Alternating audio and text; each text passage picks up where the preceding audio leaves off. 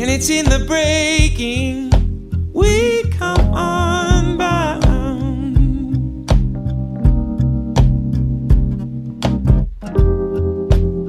and it's in the giving. We are found, yeah. You could barely change. Welcome to A Medicinal Mind, Wisdom and Wellbeing, a podcast dedicated to the telling of authentic stories and the sharing of insightful wisdom, exploring science and spirituality, medicine and Mother Nature. No topic is off limits when it comes to growing our personal understanding and supporting our collective well-being.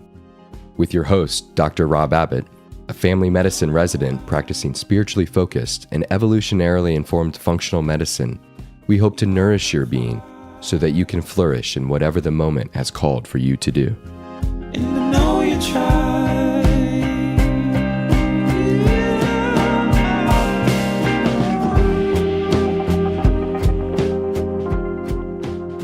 In episode 36 of A Medicinal Mind, Wisdom and Wellbeing, I welcome the founder and innovative voice behind evidence-based birth, Rebecca Dekker.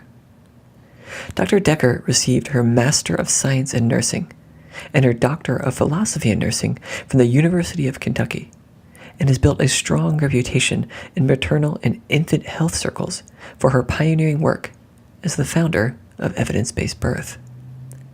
In our podcast, Rebecca shares her personal story of childbirth, the true origins behind the birth, pun most certainly intended, of her research and greater work with evidence-based birth.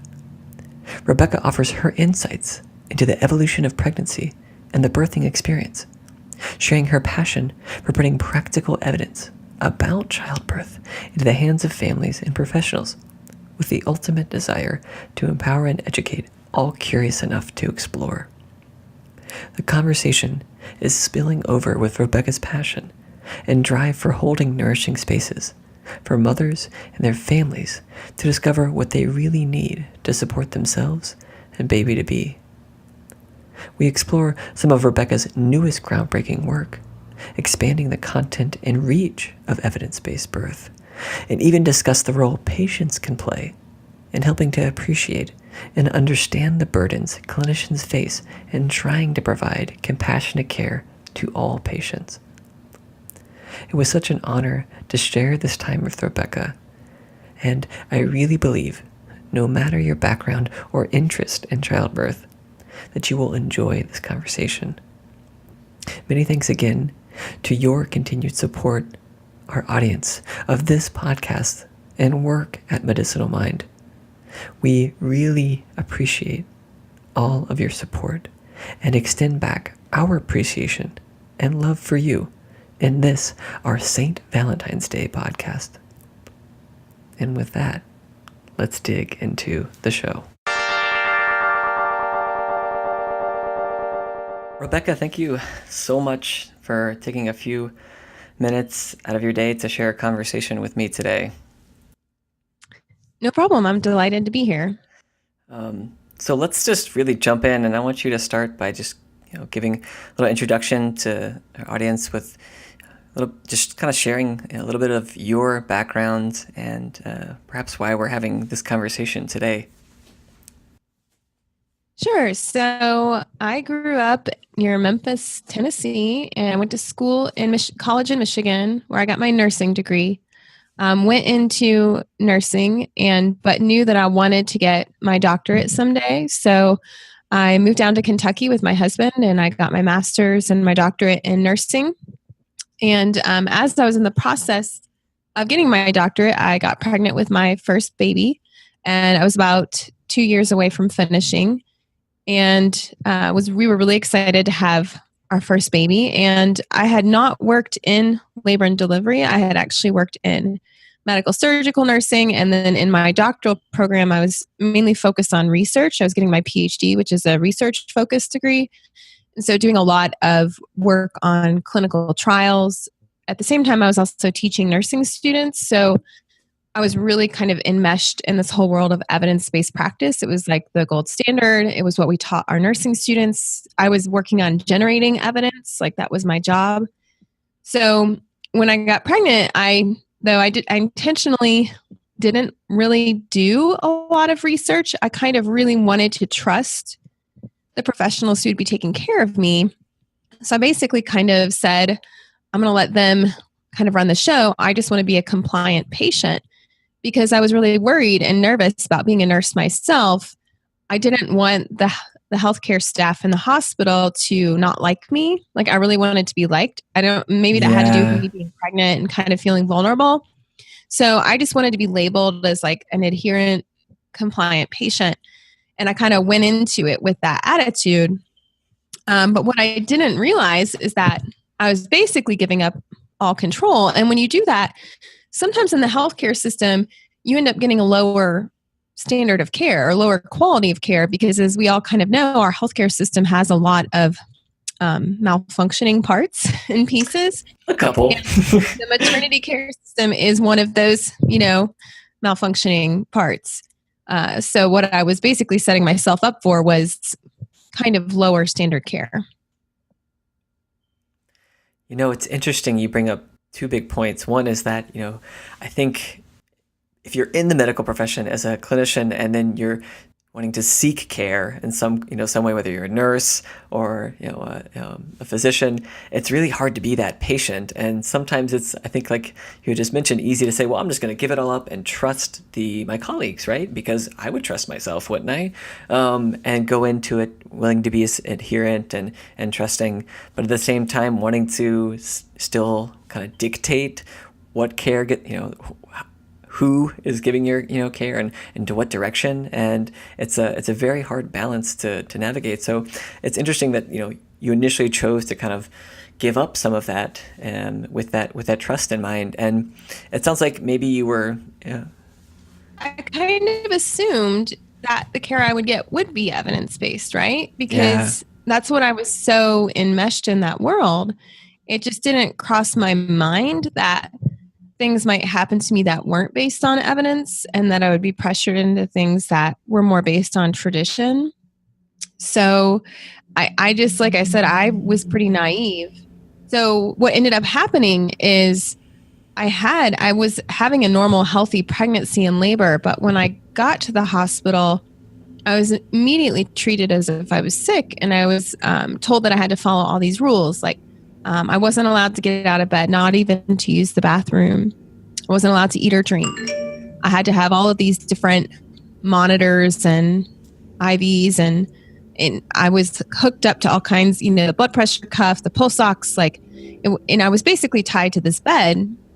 And I knew something was wrong intuitively, but I didn't want to question what was being done to me. And it wasn't actually until like maybe a year later that I really started to process everything, and I found that that's pretty normal. Wow. When I talk with people who had a baby, that sometimes it's not till a year later and they really start processing what happened to them if they experienced any kind of trauma. And the main thing that was traumatizing for me was, at the time, there was routine separation of the babies from the mother. Yes. So they took, even though I had a vaginal birth, they took my baby away to the nursery for observation. And we were both healthy. There was no reason for us to be separated. And I kept pushing my call light button, like asking for them to bring her back. And they didn't. And my husband went and took pictures of her through the nursery window. And she was just laying in the isolette. And there wasn't even anybody in the room with her most of the time. So she wasn't really being actively observed or taken care of. And that really bothered me.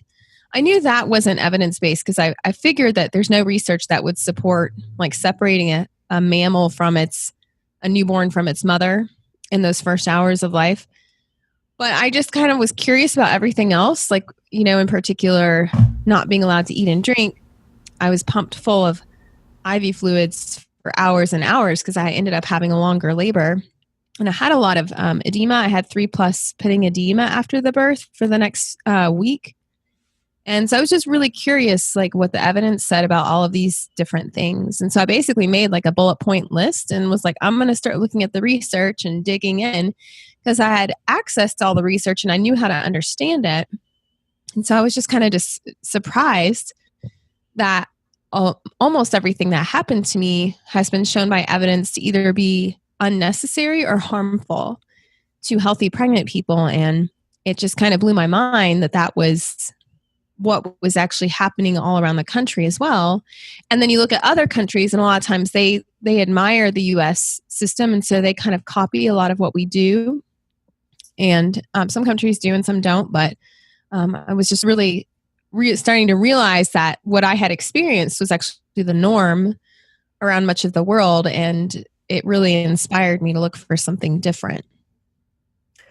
Well, I will certainly say, having just come across your work with evidence-based birth, rather recently, it's amazing to see that calling starting to come to light to share with such a wider audience. It's amazing. I'm just imagining you in those moments. There's no way you could have thought your sort of career would have gone in this trajectory, and yet this sort of experience, this relative traumatic experience, you kind of grew from it and found this inspiration, and you've helped so many women. And I think on both sides, you have so many resources that sort of are helping to empower and educate, women and their partners, their families, as well as the clinicians to help open their eyes. And I know for myself as a new family medicine resident and with a relatively sort of open perspective, I have very little experience, and I want to try to keep an open mind. It's been very refreshing to see some of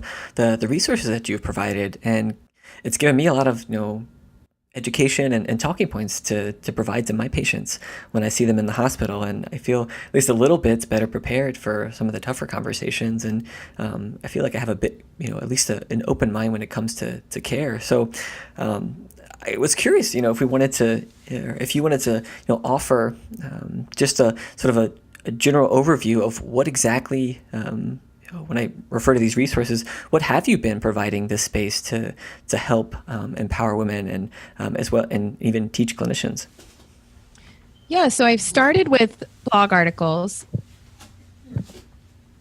which were basically reviews of the literature on each topic. And I hate to say it, but it was kind of selfish in the beginning because I wanted to know the research for myself. And I figured, what better way to do it than just to start doing systematic literature reviews on each of these topics? Because my goal at the time, I decided I wanted to shift research fields and do more research in the maternity care field as a PhD prepared nurse. And I thought, well, I need to understand the literature. So I started just doing these literature reviews, kind of writing up summaries and then posting them on my blog. And very quickly, I realized that there really wasn't anybody else doing it like the way I was doing it. Almost like creating like a current encyclopedia of all the research on birth and making it free and available to the public. And so as traffic kind of took off and the website became popular right away at evidencebasedbirth.com, I realized that there are people all over the world reading these articles. And so I really needed to take a step back. And I was like, at first I was just kind of writing these articles for myself. And then I realized, okay, if people are reading these, I need to make sure they're really high quality. So I decided to take a core group of a core bunch of the articles that I had written and that I was writing, and started sending them off to physicians and midwives and researchers to peer review them. So almost like you would with a journal, but this is like a journal for the public. Like there are articles written so that any mostly college educated person could read them. It might be they're written at a kind of a higher level, but a level that any lay person, so you wouldn't have to be a physician or a nurse, could read them. Yeah. And so we have about 15 of those articles on these like kind of core important topics like eating and drinking during labor, having IV fluids during labor. There's a bunch of other topics that have all been peer reviewed. And they've gone through multiple revisions. So every couple of years we update them. And then those are available for free on the website. And then last year I started really wanting to get into video. So I started doing these shorter videos that we put on blog posts. So we have a YouTube channel. We just started a podcast at Evidence-Based Birth, and I'm hoping to write a book eventually. So those are kind of all of the ways we're reaching out to the public. It's so beautiful to me to think of this sort of mosaic of your research background, that sort of clinical research training, and how you took those tools to sort of kind of reinvent and almost create a new sort of genre to educate, and in the same way sort of bring some of the evidence, the literature, to a lay audience. And it's something that I start to look around and at what's being produced in the sort of health and wellness space. And there's a lot of people seeking to empower people with a high degree of sort of science embedded in their work. And for some, it can be a little intimidating because it's certainly a lot more work to go through that than just to kind of piece together anecdotal commentary. And I'm just really grateful and impressed that you've gone through sort of that rigorous process, but at the same time kind of doing it for this sort of open access and really accessible to a wider audience, because realistically, I mean, that's who we're trying to help in the grand scheme of things. So yeah, there's room for that in all sorts of fields. Like, I get a lot of people ask me if I would do the same thing for like fertility treatments. I mean, if you can imagine being a fertility patient, the amount of information is so confusing and overwhelming. And there's really no one good website where you can go to as a patient or consumer and see what's the evidence on all of your options. And, without people telling you what to do, but just saying, here's the evidence, go talk with your doctor about all of this research that's coming out. We've summarized it for you.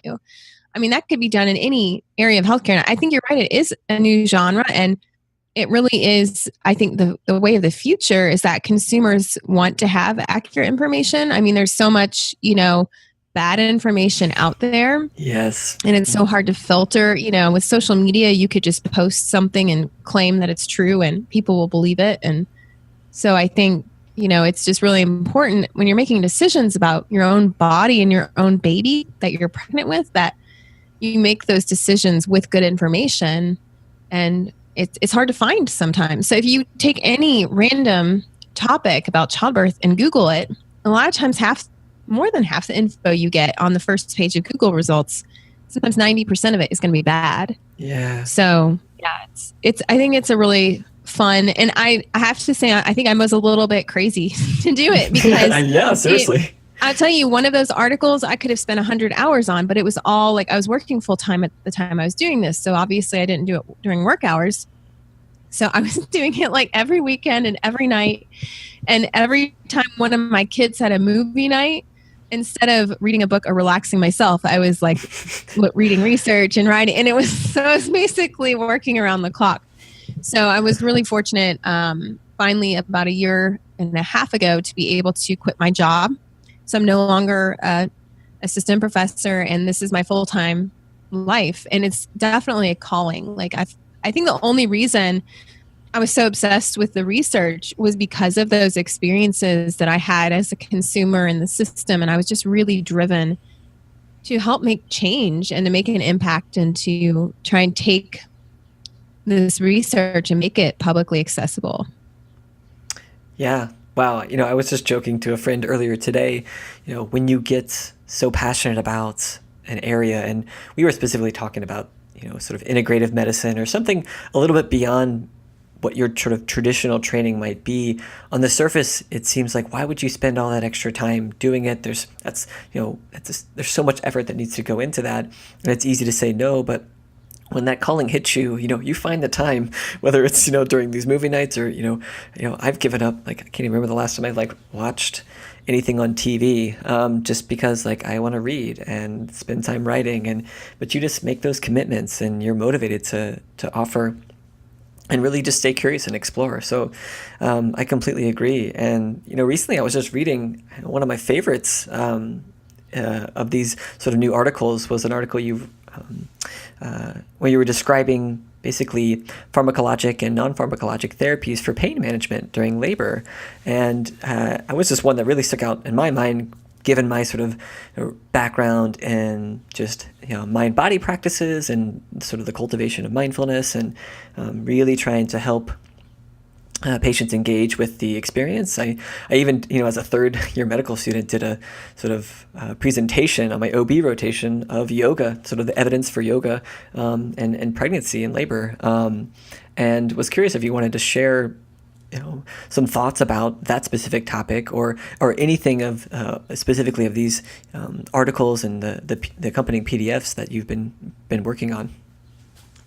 Yeah, so the pain management is really interesting. One of the reasons I wanted to do something public about that is because I work with a lot of college students, so I still have stayed adjunct and teaching honor students about childbirth. I teach a semester-long class to them. And in talking with young people who are 18, 19, 20 years old, I've pretty much come to the conclusion that they are all so terrified of childbirth. A lot of them will even say that they don't intend to have children because they're so afraid of the pain of childbirth. Oh, my and goodness. so, wow. So it's really culturally, it makes sense because whenever you have any kind of movie scene or TV scene of childbirth, it's always really terrible, dramatic and intense and violent almost. And so we've kind of been fed all these messages. So people are very scared of the pain. So I was really interested in addressing that head on. And just really all I'm doing is summarizing what these really amazing researchers have already looked at. And there's some really great systematic reviews on pain management. And I was really surprised to find that when they randomly assign people who are in labor to either have drugs offered first, like immediately go to the drug model, or to have non-pharmacologic methods offered first, and then drugs are offered if they're needed later on, that there were huge health benefits to doing the approach where you offer the non-pharmacologic methods first and then only use drugs if they're requested or needed. And it was just really fascinating to see that improved not only their health outcomes but their satisfaction greatly, which coming from the medical model, often you think, well, that doesn't make sense, like you should fix the pain right away by giving the pain meds. Yeah. But what we've found is kind of the opposite, that it's much more empowering to use some of the central nervous system control methods and gate theory control methods that really help not only reduce the pain, but also improve your experience that you're having in your head. Yeah, you use one of the terms that I've shared quite frequently, the difference between pain and suffering. And I feel like the images that you describe that are put out in sort of popular media, social media, what have you, regarding childbirth are these sort of over-exaggerated, dramatized, and almost, violent, sort of this violent imagery. And it's almost just sort of like preparing people that this experience is meant to be one of suffering. And it's not that, there's not going to be pain involved, but you don't have to suffer. I see suffering as a choice, but these images just make it sound like this is going to be the worst experience of your life. And so we're just preparing people for something that could actually be a very different type of experience. And was curious what you see as the difference between pain or the experience of pain and true suffering. I think that point would be reached for anyone. I also want to point out that not everyone experiences pain. I know I focused on that in that series because that's what people are afraid of. But in one research, I think it was in the systematic review, they quote a study that I didn't go and pull myself, so I haven't looked at it. But they cited this study and said that 2% of people don't have any pain during labor and childbirth, which I thought was interesting because that's about 1 in 50 people. So, and then we also have, those people in I don't know, is it Teen Mom or I Didn't Know I Was Pregnant, these TV shows where people actually have a baby on the toilet and didn't even realize they were pregnant or they were pregnant or in labor.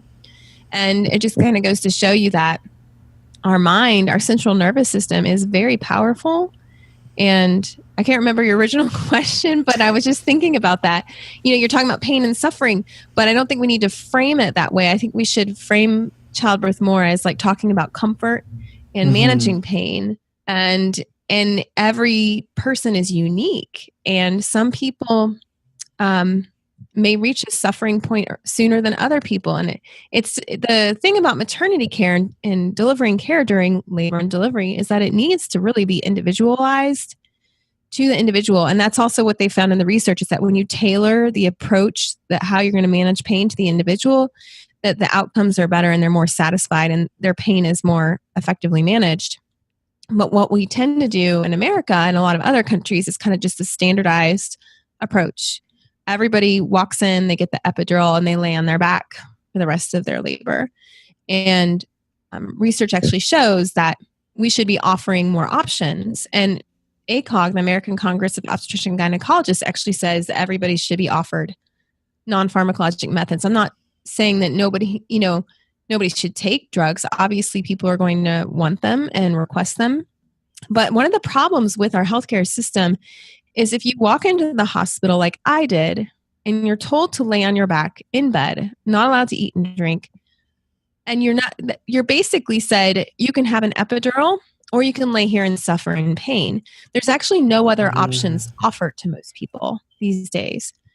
So, what kind of options could be offered? They could be having a birth ball, encouraging them to be up, moving in an upright position, and also getting in a warm tub of water.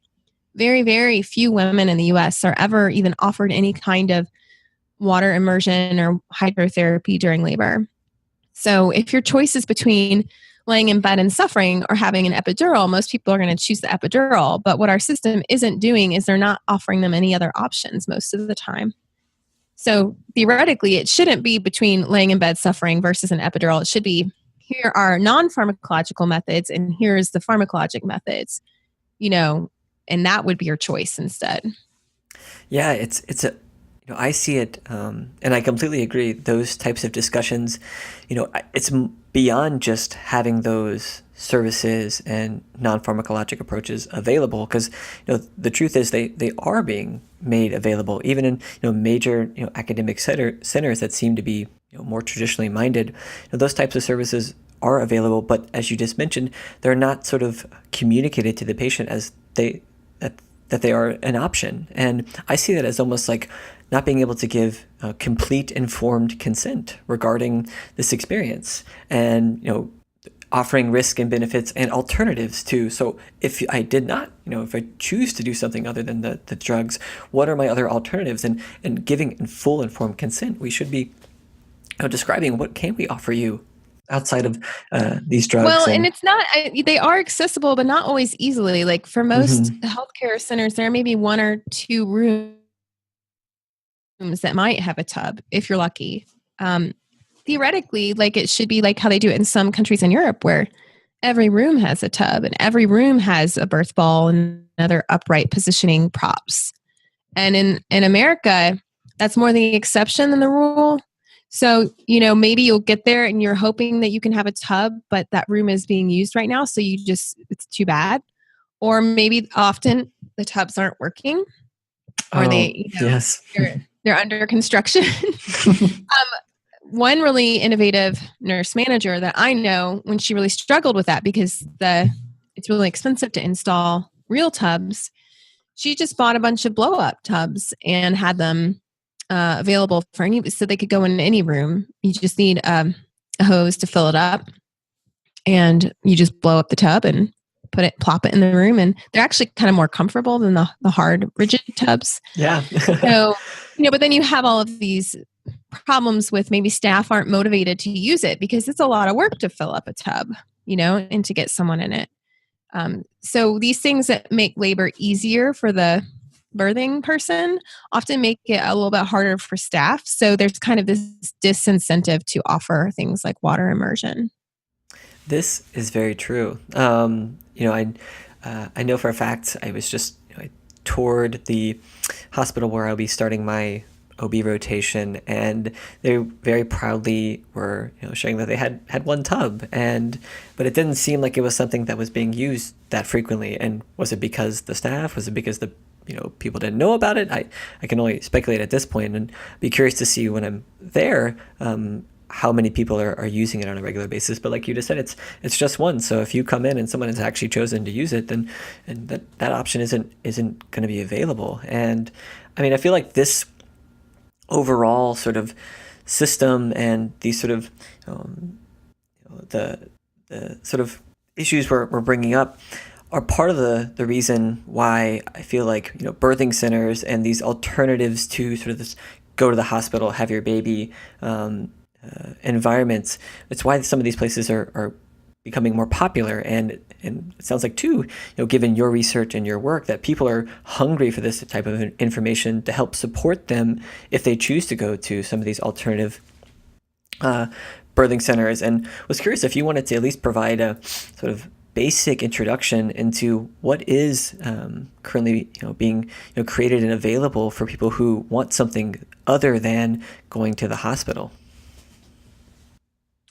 So it really depends on where you live, right? So every state has different laws establishing licensure for midwives and for birth centers. And for example, in my state of Kentucky, there are 0 freestanding birth centers, so it's not an option. You can choose a home birth. There are, I think, 4 certified nurse midwives in the whole state that will attend a home birth. Most nurse midwives don't, simply because in some ways it's a lot more work to have a home birth practice because you're always on call.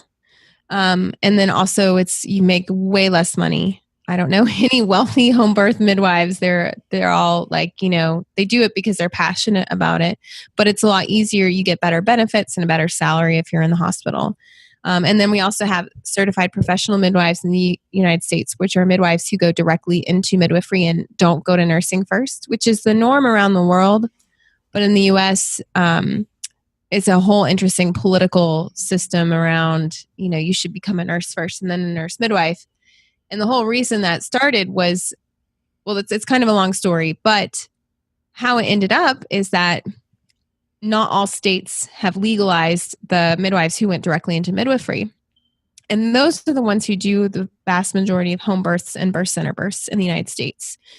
So they're not even accessible in a number of states. I can't remember how many are left, maybe about 20, where you can't hire a direct entry midwife is what we call them.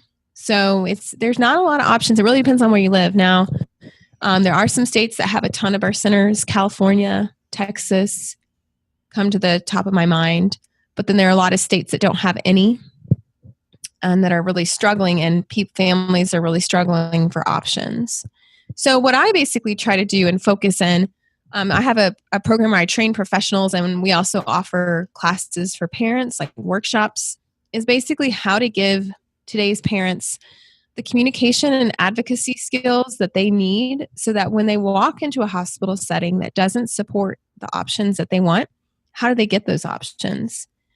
Now, obviously, you're not going to be able to really, you're not going to have the perfect scenario, but you should still be able to at least get some of what you want, even though the system is broken. And so that's really what I'm focusing on. And actually, right now, I'm piloting a brand new childbirth class for parents that really focuses on teaching them those skills, not only all of their different options for pain relief, but also focusing on advocacy and how the partner advocate for the person who's giving birth, because obviously they can't always speak when they're in labor.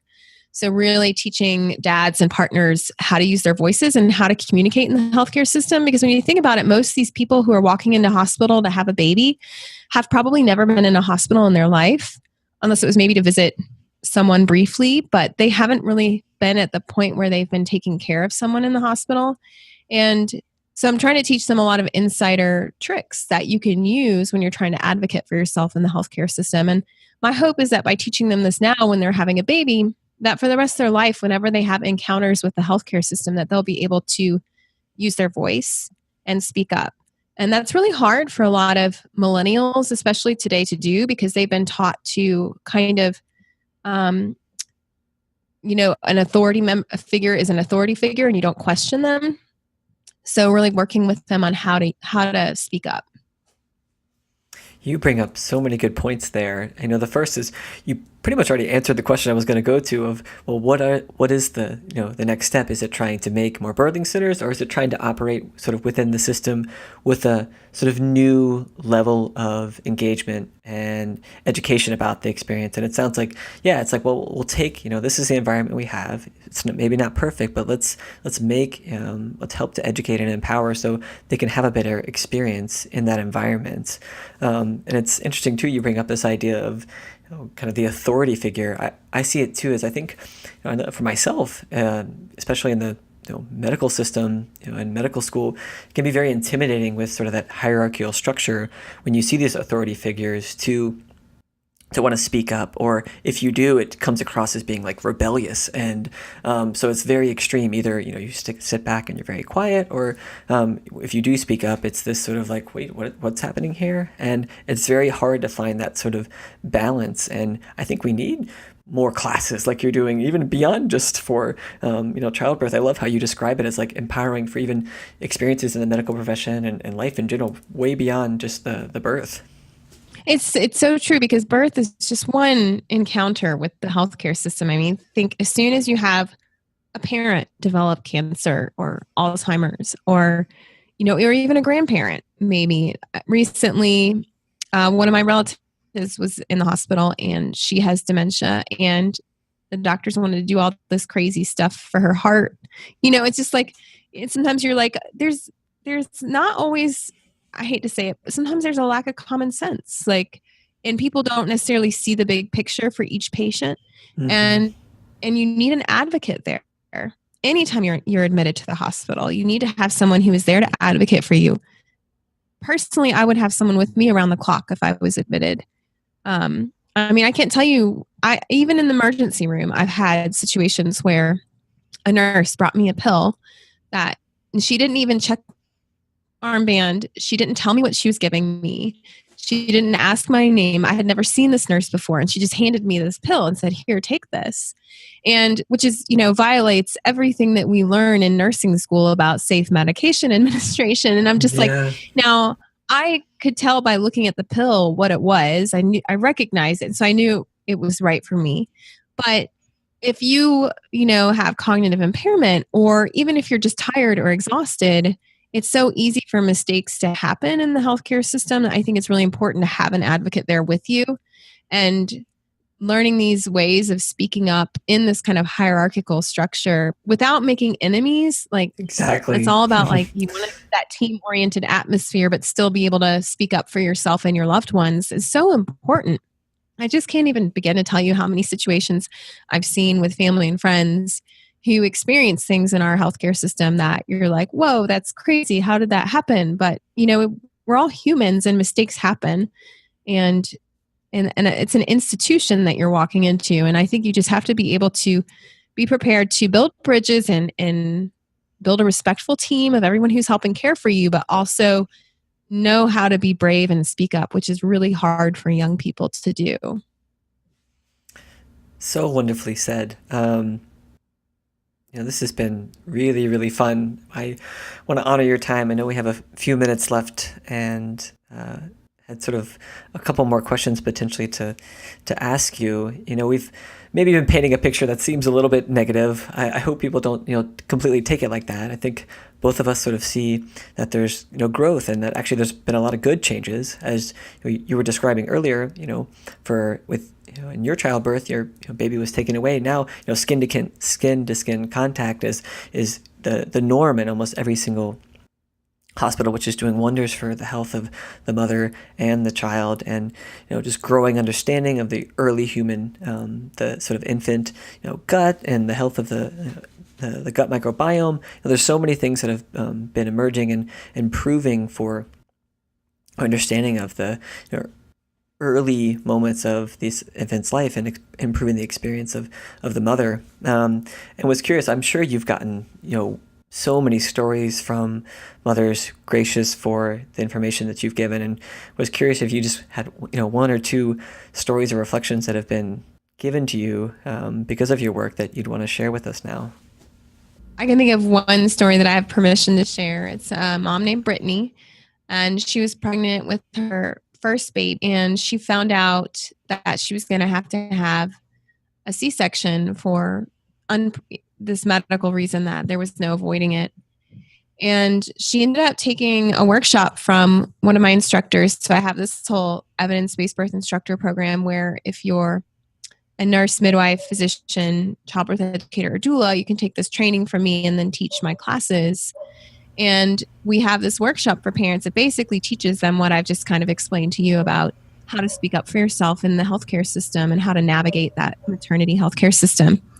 And so she and her partner took this class, and afterwards she said that she felt so empowered that, no matter what type of birth she was having, that she and her partner knew how they could speak up for themselves. And also importantly, one of the things we focus on in our classes is love, because we teach parents that about 1 out of 3 labor and delivery nurses and 1 out of 3 midwives, we don't have stats on physicians, but we do on midwives and nurses, have active symptoms of PTSD from things they've witnessed in the labor and delivery setting. And we basically have the walking wounded taking care of people. And so we spend a lot of time focusing on how can you love your nurse, how can you love your doctor, and show love to your midwife. And so she really internalized that with that power of love and the communication skills they learned, that they could speak up for themselves and get the kind of cesarean birth that they wanted. And they were able to do that. And so I thought that was really cool. That's so wonderful. I'm just like sitting here, you've just, invented, created, started one of the I think, best recipes for improving physician burnout is let's empower our patients to seek to create love between themselves and their care team. That's just so wonderful to hear, and that she reciprocated and shared that experience with you. And it sounds like, the outcome of the birth in this case with the C-section was probably not what she initially wanted, but just feeling that no matter what, with that space, coming from that space of love and just feeling like, empowered to be able to speak up. That's so amazing. I'm just really wordless. That's so cool that you're doing that, and I'm offering that to others who can then go and teach, just expanding that sort of ripple and effect that you're providing. It's wonderful. There's so many hurting people in our healthcare system, and to me, it's one of the biggest, saddest flaws is that in our system is that we don't care for the caregivers. And I've seen that, personally as a nurse. I think one time I got a gift for Nurses Week or whatever. Our hospital gave us each a bottle of Bath and Body Works lotion, but that was the only thank you from the hospital I ever received. And then one time I got a thank you card from a patient who submitted it to the anonymous, where you submit, you write out your evaluation. And he said, Rebecca stayed all night long to make sure I got my blood or something. And it was actually a situation where it was my first shift off orientation as a brand new nurse. And I found out that night, I had worked 11 a.m. to 11:30 p.m. And I found out at 11 p.m. that I was being mandated to stay the rest of the night. And I know as residents, you do that all the time, but as nurses, it's such a physically demanding job that at 12 hours, you're about ready to fall over. Yeah. And when I found out I had to stay, and it was really traumatizing. And then I walk into this patient's room that I had been taking care of all day, hung his next bag of blood. And he's like, Rebecca, what are you doing here? It's like 1 a.m. You've been here since yesterday morning. And I was like, it's okay. Don't worry. I'm here to take care of you. And he wrote that thank you. That was the only thank you I ever got from, written from a patient. So I think the caregivers in our system really, it is a very demanding job physically and emotionally. And we have to take care of them, because if we don't treat our own caregivers and staff in the hospital with love and respect, like how can we expect them to have compassion for patients when they're so burned out themselves? So I do think it's really important.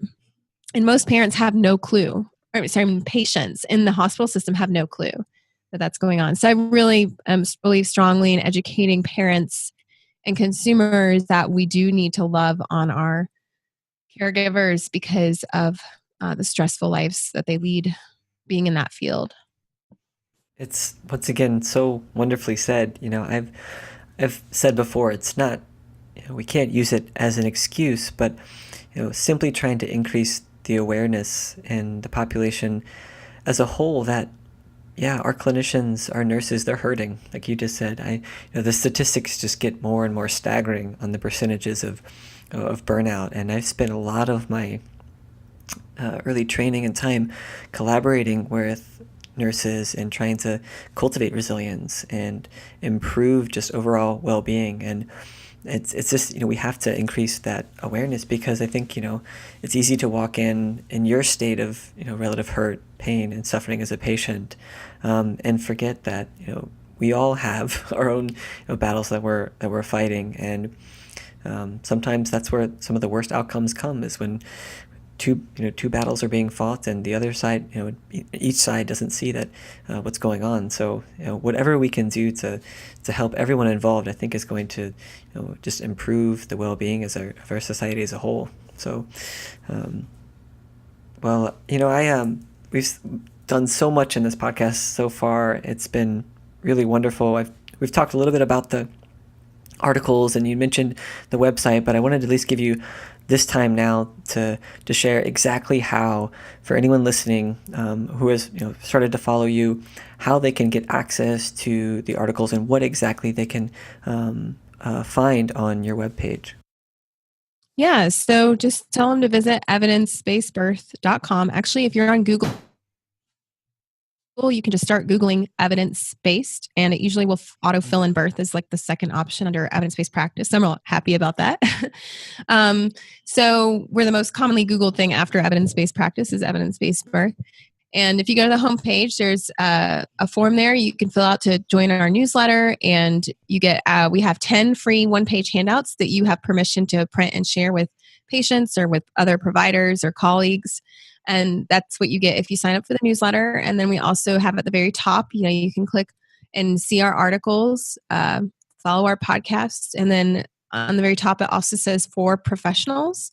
And we do have a professional membership. So that's actually what funds.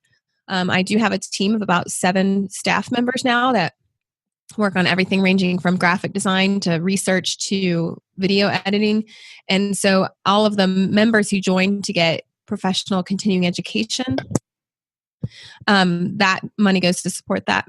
So we have a professional membership. We have 20 contact hours for nurse midwives. And we also, all of our online continuing education courses have been approved by the American Academy of Family Physicians for prescribed credit. So you can earn up to 20 hours of prescribed credit through the membership. So I would love to have more physician members. We have about 4 or 5. We have about 500 members in total, but only about 5 or 6 or so of them are physicians. So we'd love to have more physicians join. If you have any physicians who are following and need contact hours. We also have a private community for our members. So that's where we all interact with each other. That sounds like a mission and calling for me to expand. I know myself, as I grow and start to experience life in the world of the OB, I would love to get more MDs involved and to expand just that knowledge base. So let's see if we can get more than 4 and 5. I would love to grow and that. We do have a student scholarship that is also good for medical students and residents. So that's it. Gives you like a huge discount and have a very minimal payment per month to be a member if you're a student or resident. So just wanted to also let your listeners know about that. So wonderful. Rebecca, this has been just amazing. And we'll have, for everyone listening, links to the page, and you'll be able to explore everything that she just described. And is there a way that people can get in touch with you specifically, or if they have questions, is that community the best way to reach you? Yeah, you can ask me if you want to ask me personal questions. That private community for members is where I interact with everybody. But also, if you just have a question for our staff, we do have a general email address. It's info@evidencebasebirth.com. Wonderful. Well, thank you again. I just look forward to just the continued nourishment that you're going to be providing this space, and just love the new articles and excited for the podcast as well. So thank you, Rebecca, for sharing this time and part of your day to give this to a wider audience. Thank you, Robert, for having me on your podcast. Thank you for your presence and willingness to receive a new narrative, a passionate perspective, and perhaps a deeper sense of connection with our collective purpose. Please share this podcast with any and all that you believe will benefit from its intention to relieve one's doing and engage one's being. Please share your comments about the conversation on our podcast page and leave a review in iTunes so that the voices in this space can spread to all ears ready to receive it. Music credit goes to Dillingham for their song Vessel. Remain open, stay curious, and forever be love. You walked on fire, and I know you tried.